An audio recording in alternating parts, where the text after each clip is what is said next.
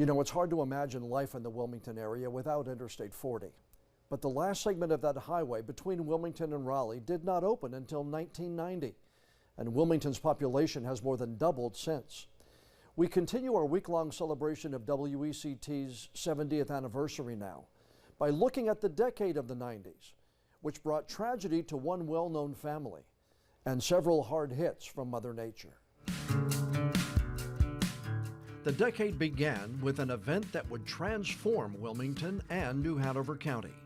We're linked together now with a commitment for a strategic network of 4-lane, limited access, divided highways, reaching within 10 miles of over 96% of our entire population. More than 2,000 people showed up on June 29, 1990.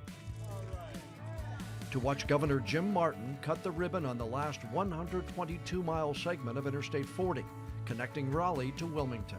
And liftoff of Endeavour on America's 50th space shuttle flight. Curtis Brown took a different road in the 1990s.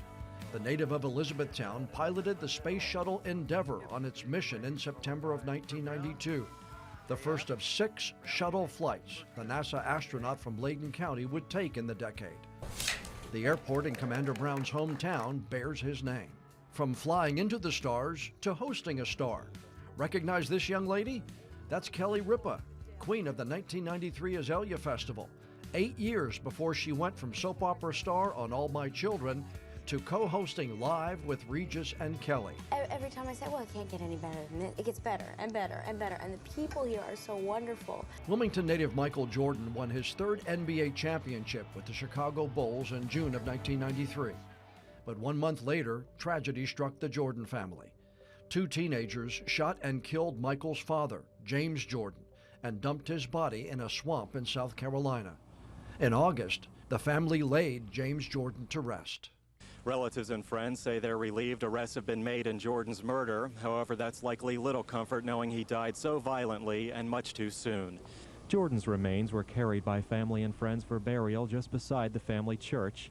The Jordans say the tragedy brought them all together to mourn his death, but they say they would be remiss if they did not also take the opportunity to celebrate his life. After being southeastern North Carolina's congressman for nearly a quarter century, Charlie Rose stepped down as the 7th District Representative in 1997. Lumberton attorney Mike McIntyre won the seat and held it for 18 years. All right, here we go, and background. WECT went behind the scenes to capture the excitement of the TV series Dawson's Creek, which made its debut in 1998 and ran for 6 seasons, shooting around Wilmington and the area beaches. It made household names of several stars like James Van Der Beek and Katie Holmes. Nothing defined news in the late 1990s like the pounding our coast took from hurricanes.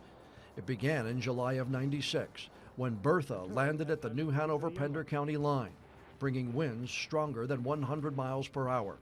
It tore apart piers along our coast, leaving residents shell-shocked at the damage.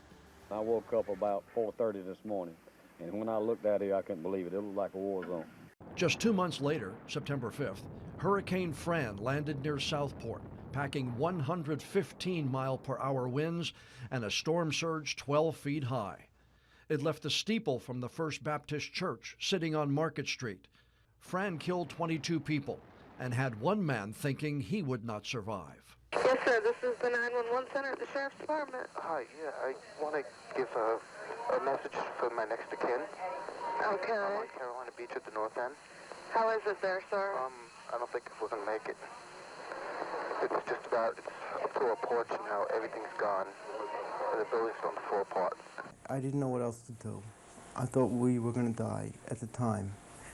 And what I was watching was cars and dumpsters, and the building was shaking, and we were hiding in the bathroom and all huddling up, and I didn't think we were going to make it. Less than 2 years later, in August of 1998, Hurricane Bonnie made landfall near Surf City with 110-mile-per-hour winds. Damages in our coastal counties topped $40 million. But it was Hurricane Floyd in September of 1999 that rewrote the record books. The storm brought wind gusts higher than 100 miles per hour, damaging coastal homes and businesses.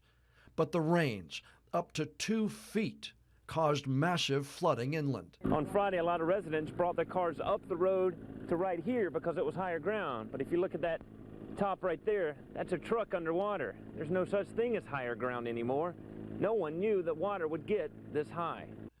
Rivers crested at 2 times their flood stage. This mobile home over here where my uncle lives, there was only about this much of it sticking out beyond the water. He lost everything he's got. She's lost her house. It's got 7 inches of water in it. It's a trailer. And of course, it's no more good. 35 people died, and some estimates put the damage at more than $4 billion. That was a decade to remember, that's for sure. Yeah. Starting with I-40. I mean, Yeah. we cannot imagine life now without I-40. No, I can't. You know, and when Sheila and I got here, also in the 90s, South College Road wasn't even 4-lane to Monkey Junction at the time. Wow. But like you're right, I mean, and coming out of your story yesterday where all the work was being done, I don't know what this area would be like without I-40. Wouldn't be as big. Yeah. It wouldn't be. It wouldn't be, you're right. No, because some of us remember having to take 421 to get to Raleigh, Chapel Hill, and beyond. Wow. And I mean, it was not what it is today. I-40 was a welcome to this community. I think this area doubled in population because of that. Yeah, it did. And that 4-year stretch, 96 to 99, of those Wow. massive hurricanes that we had. You know, we have so many people who have moved here since then. That was some of the toughest times for people here in southeastern North Carolina. I mean, it was like a right, a left, a right, and a left, and we just got pounded in those 4 years. Absolutely, and I think we do very well remember Hurricane Fran and Hurricane Floyd. Yes, those 2 hurricanes just really redefined how we react to hurricanes. And we all spent several days on the did. air for each of those storms. Right. And Floyd was kind of a prelude to what we dealt with Matthew and Florence, too. It really was that same kind of hurricane. The inland flooding. Yeah. Yep. All right, we'll be right back. All right, high temperatures across the